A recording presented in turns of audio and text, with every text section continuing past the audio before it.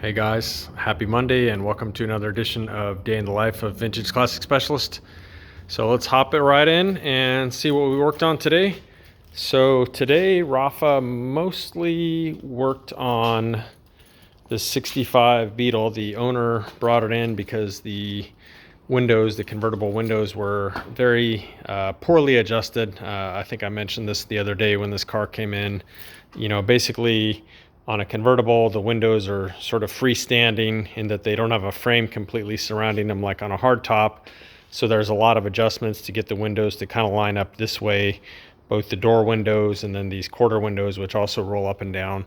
Rafa had previously gone through the passenger door and got it all lined up. Owner brought it in this time to do the same to the driver's door and the rear quarter windows. So pretty much got it completely tore apart here. He's been going through the mechanism. It had some cracks in it and so on. So we had to do some welding, some straightening and so on, cleaning things up, getting him to work in tip-top shape. So yeah, it'll be as good as new when he's done for sure. The other thing Rafa worked on this morning was on the gorgeous 1955 bus, which was sitting there. So the wiring on that bus, the underdash wiring was done, I really hate to say it, but it was pretty much completely wrong, the shop that built it. So the reason that the bus was blowing fuses was that the circuit that the windshield wiper was on, instead of having the main power basically feeding that fuse, the main power was running through that fuse. So in other words, that fuse was always passing all that power through it when the bus was turned on, which is of course a no-no. The way the fuse circuit is supposed to be hooked up is the power comes in and then things draw power off that circuit. For example, the windshield wipers. So it was just kind of a mess. It was ugly. Rafa pretty much completely disconnected the fuse box and wired it correctly.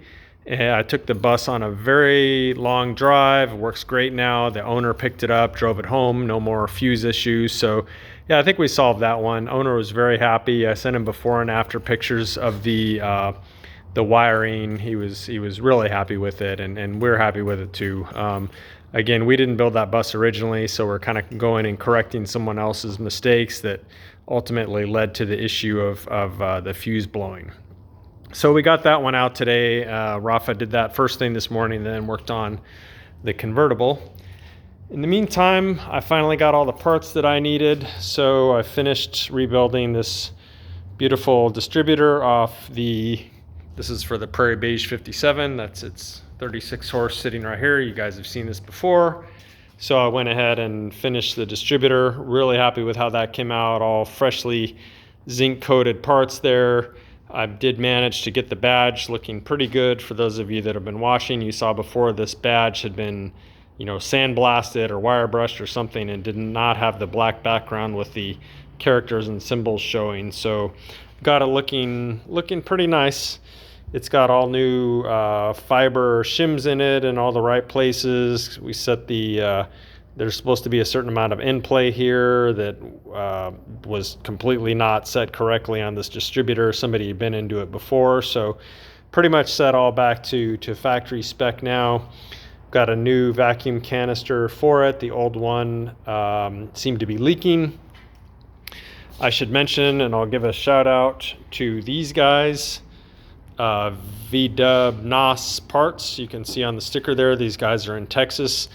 So these guys have all this super weird, hard to find stuff for these distributors and a lot of other ones and a lot of other VW parts. So check out their website, vwnos.com, if you're rebuilding one of these distributors. They have all those weird little fiber washers that go in here, the shims of different thicknesses to, again, set this play. They have the little fiber board that the weights sit on in there. All that weird stuff that you can't find anywhere else. Wolfsburg West, no one else has that stuff that I know of. So these guys are awesome for that. Big shout out to them.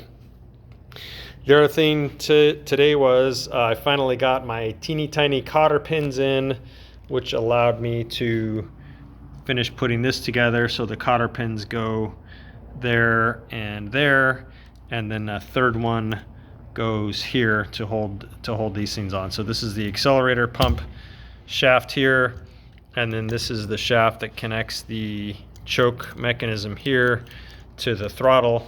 So you can see how these work. It's kind of cool. The choke on these is cable actuated, so the driver pulls a cable and that closes the choke.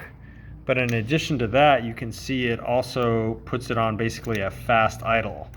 So the throttle stop on these is basically connected to the choke via this rod right here, so that when the choke is closed, you're also putting it basically on fast idle. So super clever. I just love these old carburetors and how mechanical they are. There's no electric choke on them, it's all mechanical.